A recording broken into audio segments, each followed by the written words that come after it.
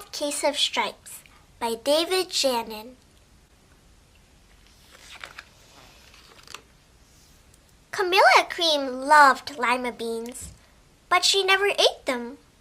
All of her friends hated lima beans, and she wanted to fit in. Camilla was always worried about what other people thought of her.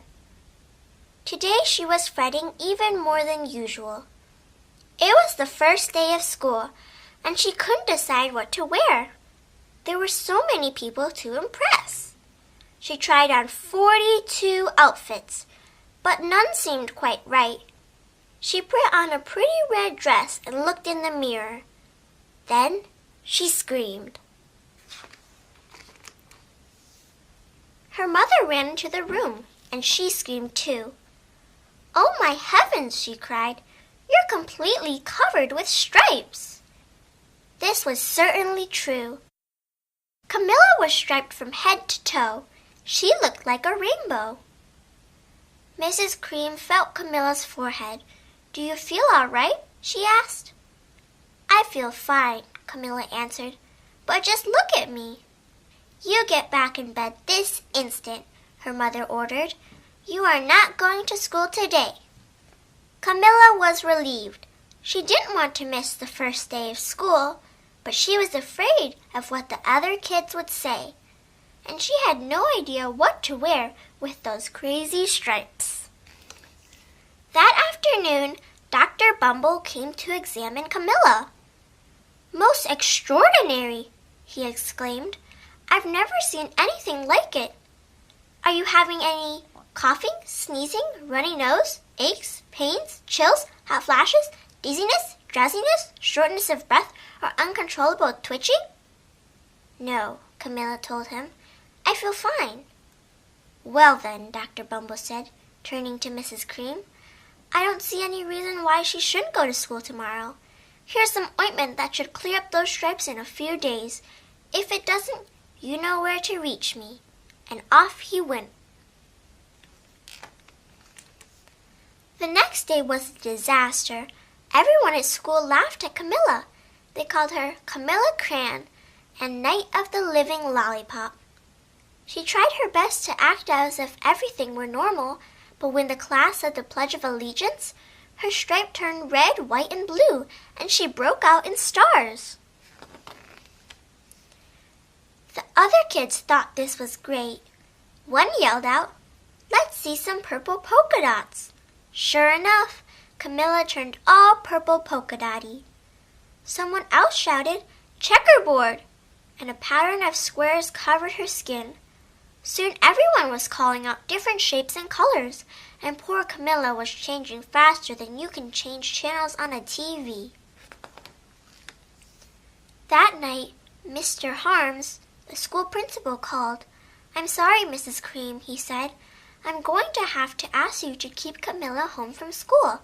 She's just too much of a distraction. And I've been getting calls from the other parents.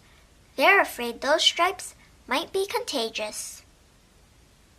Camilla was so embarrassed. She couldn't believe that 2 days ago everyone liked her. Now, nobody wanted to be in the same room as her. Her father tried to make her feel better. "Is there anything I can get you, sweetheart?" he asked. "No, thank you," sighed Camilla. What she really wanted was a nice plate of lima beans, but she had been laughed at enough for one day. Well, yes, I see," Dr. Bumble mumbled when Mr. Cream phoned the next day. "I think I'd better bring in the specialist. We'll be right over." About an hour later, Dr. Bumble arrived with 4 people in long white coats. He introduced them to the Creams. "This is Dr. Grop, Dr. Sponge, Dr. Cricket, and Dr. Young." Then the specialist went to work on Camilla. They squeezed and jabbed, tapped and tested. It was very uncomfortable. "Well, it's not the mumps," concluded Dr. Grop. "Or the measles," said Dr. Sponge. "Definitely not chicken pox," put in Dr. Cricket. "Or sunburn," said Dr. Young. "Try these," said the specialist. They each handed her a bottle filled with different colored pills. "Take one of each before bed," said Dr. Grop. Then they filed out the front door, followed by Dr. Bumble. That night, Camilla took her medicine. It was awful. When she woke up the next morning, she did feel different. But when she got dressed, the clothes didn't fit right. She looked in the mirror, and there, staring back at her, was a giant, multicolored pill with her face on it. Dr. Bumble rushed over as soon as Mrs. Cream called. But this time, instead of specialists, he brought the experts. Dr. Gourd and Dr. Mellon were the finest scientific minds in the land. Once again, Camilla was poked and prodded, looked at and listened to. The experts wrote down lots of numbers.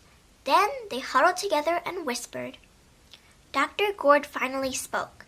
It might be a virus, he announced with authority. Suddenly, fuzzy little virus balls appeared all over Camilla.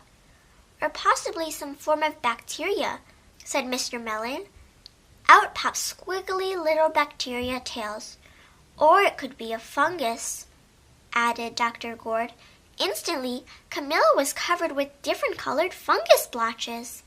The experts looked at Camilla, then at each other. We need to go over these numbers again back at the lab, Dr. Gourd explained. We'll call you when we know something. But the experts didn't have a clue, much less a cure. By now, the TV news had found out about Camilla. Reporters from every channel were outside her house, telling the story of the bizarre case of the incredible changing kid. Soon, a huge crowd was camped out on the front lawn. The Creams were swamped with all kinds of remedies from psychologists, allergists, herbalists, nutritionists, psychics, an old medicine man, a guru, and even a veterinarian. Each so-called cure only added to poor Camilla's strange appearance until it was hard to even recognize her. She sprouted roots and berries and crystals and feathers and a long furry tail. But nothing worked. One day, a woman who called herself an environmental therapist claimed she could cure Camilla. Close your eyes, she said. Breathe deeply and become one with your room. I wish you hadn't said that, Camilla groaned. Slowly, she started to melt into the walls of her room. Her bed became her mouth. Her nose was a dresser, and 2 paintings were her eyes. The therapist screamed and ran from the house. What are we going to do? Cried Mrs. Cream. It just keeps getting worse and worse. She began to sob. At that moment, Mr. Cream heard a quiet little knock at the front door. He opened it, and there stood an old woman who was just as plump and sweet as a strawberry. Excuse me, she said brightly, but I think I can help. She went into Camilla's room and looked around. My goodness, she said with a shake of her head. What we have here is a bad case of stripes, one of the worst I've ever seen. She pulled a container of small green beans from her bag. Here, she said, these might do the trick. Are those magic beans? Asked Mrs. Cream. Oh my, no, replied the kind old woman. There's no such thing. These are just plain old lima beans.